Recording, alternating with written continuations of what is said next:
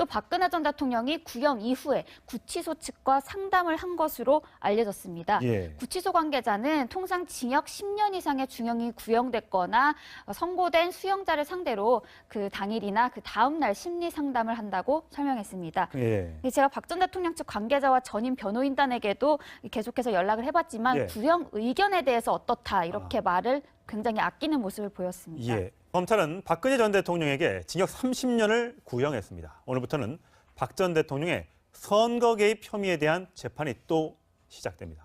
네, 그럼 현장 취재기자 연결하겠습니다. 성혜란 기자, 박 전 대통령이 국정농단 재판뿐만이 아니라 새로 시작되는 재판에도 출석을 거부하는 건가요? 네, 박근혜 전 대통령은 오후 2시 열리는 공천 개입 사건 첫 재판에 불출석하기로 했습니다.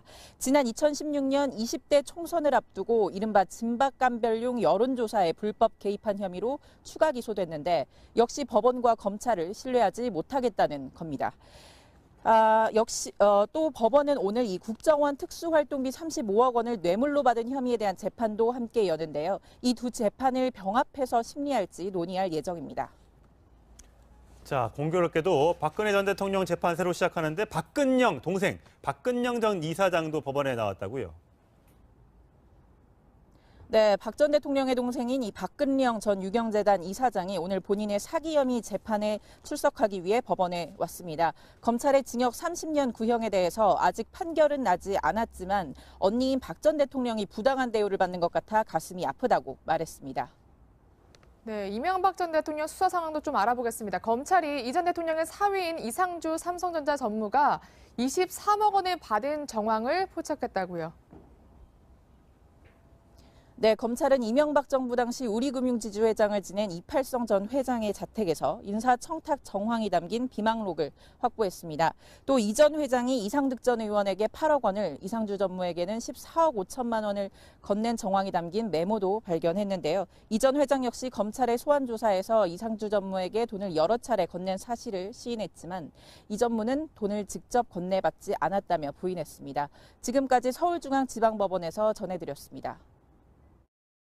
네, 박근혜 전 대통령 재판이 이제 선고만 남겨두고 있는데 이 소식 짚어볼 신아람 법조팀 기자 나왔습니다. 안녕하십니까? 안녕하세요. 자, 신 기자, 오늘 먼저 키워드부터 좀 설명해 주시죠. 네, 키워드는 최종 책임자로 정했습니다. 예, 어떤 얘기입니까? 예, 검찰이 어제 최종 의견을 내면서 네. 박근혜 전 대통령이 국정농단 정점에 있는 최종 책임자라고 밝혔습니다. 예. 비선 실세 최순실 씨에게 국정 운영을 맡겼다는 겁니다. 또 예. 국정농단 책임을 전적으로 최 씨와 측근들에게 떠넘겼다고 지적했습니다. 예. 자, 구형량이 징역 30년에 벌금 1,185억 원입니다. 자, 이거 어떻게 정해진 겁니까? 네, 뇌물수수는 무기징역까지 가능하지만 검찰은 형법상 유기징역의 상한선인 징역 30년을 구형했습니다. 국정농단 피고인 중에서 가장 많은 형량인데요. 또 최순실 씨 구형량인 징역 25년보다도 무겁습니다. 예. 대통령으로서의 책임이 최 씨보다 크다고 본 겁니다. 당연하겠죠. 네. 네, 또 벌금 1,185억 원은 최 씨와 동일하게 구형했습니다. 박 전 대통령과 최 씨가 받았거나 또 요구했다고 판단한 뇌물 액수인 592억 원의 2배를 벌금 액수로 산정한 겁니다. 예. 다만 앞서 이 같은 재판부가 최순실 씨 1심 판결에서 벌금 180억 원을 선고했습니다. 한 10분의 1 정도 선고했으니까 박근혜 전 대통령도 선고에서는 이게 줄어들 가능성도 있다는 그런 말인 거죠. 그렇습니다. 네. 자, 국선 변호인단이 어제 장장 4시간 동안 최후 변론을 했습니다. 왜냐하면 피고인이 법정에 나오지 않았으니까요. 근데 이 중 한 명이 법정에서 국선 변호인 중에 한 명이 울었다는데 사실 접견도 못했었잖아요. 근데 이렇게 애틋한 마음이 들었나 보네요. 네, 어제 저도 그 재판에서 직접 재판을 챙기면서 봤는데요. 예. 어제 국선 변호인단 5명이 번갈아 가면서 최후 변론을 했는데 예. 가장 첫 타자로 나선 박승길 변호사가 눈물을 흘렸습니다. 여성이죠, 박승길 변호사가. 예, 그렇습니다. 평창 동계올림픽 개회식의 한 장면을 사진으로 제시하면서 변론을 하던 중 예. 박근혜 전 대통령이 평창 올림픽을 개최하려고 노력했다면서 예. 수감돼 있는 박 전 대통령에게 마음으로나마 박수를 보냈다고 하더니 흐느끼기 시작한 겁니다. 예. 손으로 눈물을 훔치기도 하면서 예. 말을 제대로 읽지 못하기도 했습니다. 예. 네, 어제 재판은 저녁 7시가 돼서야 끝났는데요. 늦게 끝났군요. 예, 국선 변호인 멘트 들어보시겠습니다. 이 사건은 증거가 없습니다. 관련자들의 진술밖에 없습니다. 그냥 누가 이랬다고 했으니까 박근혜 대통령은 잘못이 있다. 이게 전부입니다. 직접적인 증거도 없고 간접적인 증거도 없습니다. 조영권 변호사님께서 말씀한 것처럼 다른 사건에서 판결이 이미 내렸다고 해서 이 사건에서 동일한 판결을 낸다면 그 기록을 본 저희들 입장에서는 많이 마음이 아플 것 같습니다. 네, 국선변호인단이 지난해 10월 25일에 선임이 됐는데요. 결국 한 차례도 접견을 하지 못한 채 재판을 마무리하게 된 셈입니다. 그렇군요. 자, 박근혜 전 대통령은 이제 아까 말씀드렸다시피 어제 재판에 나오지 않았습니다. 징역 30년을 구형받았다는 사실, 그건 혹시 전달을 받았을까요? 네, 전달받은 걸로 파악이 되고 있습니다. 예. 박근혜 전 대통령은 평소에 신문이나 TV 뉴스 프로그램은 보지 않지만요. 예. 구치소 관계자들이 정리한 주요 언론 보도 내용을 접하고 있는 것으로 파악이 되는데요. 예. 또 박근혜 전 대통령이 구형 이후에 구치소 측과 상담을 한 것으로 알려졌습니다. 예. 구치소 관계자는 통상 징역 10년 이상의 중형이 구형됐거나 선고된 수용자를 상대로 그 당일이나 그 다음 날 심리 상담을 한다고 설명했습니다. 예. 제가 박 전 대통령 측 관계자와 전임 변호인단에게도 계속해서 연락을 해봤지만 예. 구형 의견에 대해서 어떻다 이렇게 말을 굉장히 아끼는 모습을 보였습니다. 예. 유영하 변호사는 혹시 연락돼 봤습니까? 계속 시도는 해봤지만 예. 어쨌든 말을 굉장히 아끼는 모습이었습니다. 그렇군요. 자, 선고 날짜가 4월 6일로 잡혔다고 합니다. 혹시 출석하지 않고도 선고가 가능합니까? 네, 그 부분도 굉장히 궁금해서 제가 지속적으로 물어봤는데 일단 가능하다는 게 법조계의 설명입니다. 예. 일부 학자들은 좀 반대한다고는 하지만 이 법원 관계자는요. 이론적으로도 실무적으로도 가능하다고 밝혔습니다. 예. 이 선고 장면을 생중계할지 말지도 관심인데 이 네. 결정권은 전적으로 재판장에게 달려 있는데요. 예. 이 생중계 여부는 선고가 임박해서 결론 날 예정인데요. 예. 하지만 앞서서 최순실 씨와 이재용 삼성전자 부회장의 선고 생중계가 모두 허용되지 않아서 그랬죠. 이번에도 하지 않을 가능성이 높습니다. 예. 앞서 그 법조 취재 기자가 얘기했었는데 이제 박근영 씨가 오늘 항소심 재판 때문에 법원에 왔다고 합니다. 자, 언니에 대해서 이렇게 얘기했다고 하는데 한번 들어보시죠.